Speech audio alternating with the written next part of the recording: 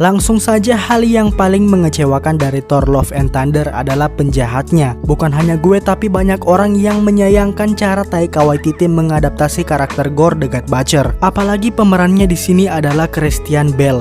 Jadinya terasa seperti menyia-nyiakan kualitas seorang Christian Bale. Dan video ini ada untuk menjelaskan semua itu. Sebelum lanjut ke pembahasan, boleh support kita melalui Sosiabas dan bisa juga join jadi member agar mendapatkan berbagai keuntungan yang sudah kita tawarkan. Patut dimaklumi Taika Waititi mencoba membuat film ini lebih menyenangkan dibandingkan Thor Ragnarok, di mana Thor Ragnarok menjadi pembeda dan terobosan ketika dua film Thor sebelumnya terlalu serius, apalagi The Dark World yang jadi salah satu film Marvel paling buruk sepanjang masa. Karena itulah Love and Thunder menjadi ajang bagi Taika untuk habis-habisan, yaitu dia menyajikan drama romantis komedi total dalam sebuah film yang penuh warna. Mungkin inilah yang menjadi masalahnya, di mana Gore the God Butcher hanya dibuat seperti sebuah konflik penghantar bagi kita untuk melihat Thor dan Jane Brewni, yang mana itu menjadi sia-sia karena jadinya kita punya dua fokus di sini, yaitu ada Jane Foster sebagai Mighty Thor dan ada Gore the God Butcher sebagai ancaman utama. Untungnya memang performa akting Christian Bale sedikit membantu dalam membuat karakter Gore bersinar di film ini. Belum lagi ada beberapa karakter baru yang diperkenalkan ataupun yang kembali lagi, seperti para dewa di Omnipotent City termasuk Zeus, anak Heimdall, anak Gore, kedua kambing, Guardians of the Galaxy, dan masih banyak lagi.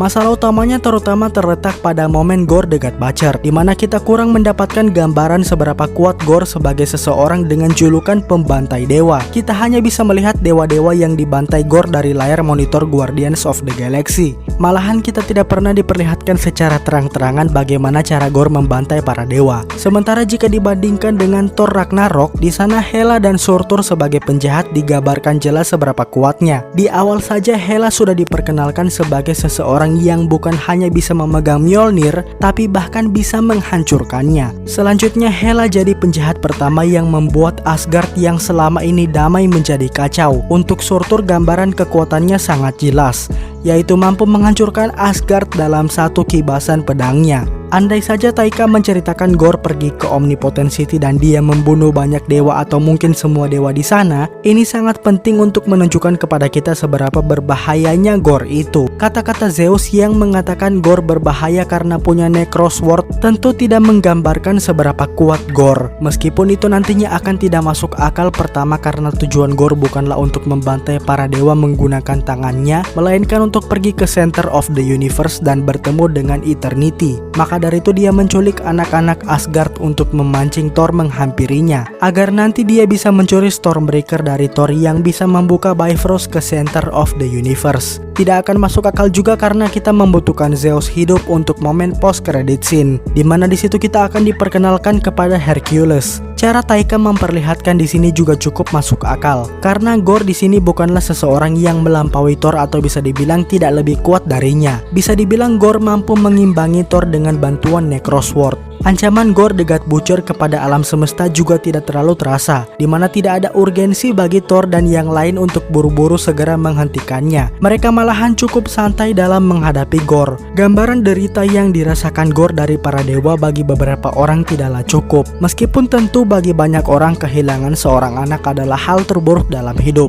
tapi karakter Gore di komik sebenarnya merupakan orang yang cukup tidak percaya kepada para dewa sejak awal. Sementara di film dia digambarkan sebagai seseorang yang setia dan religius. Baru nanti ketika dihina dia berubah menjadi pembantai dewa. Terakhir mungkin itu juga terpengaruh dari dialog Gore yang sedikit banyak sering bercanda bersama Thor dan lainnya. Dan mungkin saja jika beberapa hal tadi dimasukkan akan membuat film ini menjadi lebih seimbang lagi, di mana kita mendapatkan sisi serius dan mengerikan dari Gore, lalu ceria dan lucu dari Thor dan kawan-kawan. Sebagai tambahan, akan sangat tidak masuk akal jika Gore pergi ke Omnipotent City dan dia masih hidup, karena di sana ada Celestial yang pastinya bisa membuktikan bahwa Gore akan lebih kuat daripada Celestial. Sementara kita tahu Gore ini tidak lebih kuat daripada Thor. Jadinya apakah Thor lebih kuat daripada Celestial? Maka dari itu cukup masuk akal Taika tidak memasukkan opsi tersebut ke dalam cerita.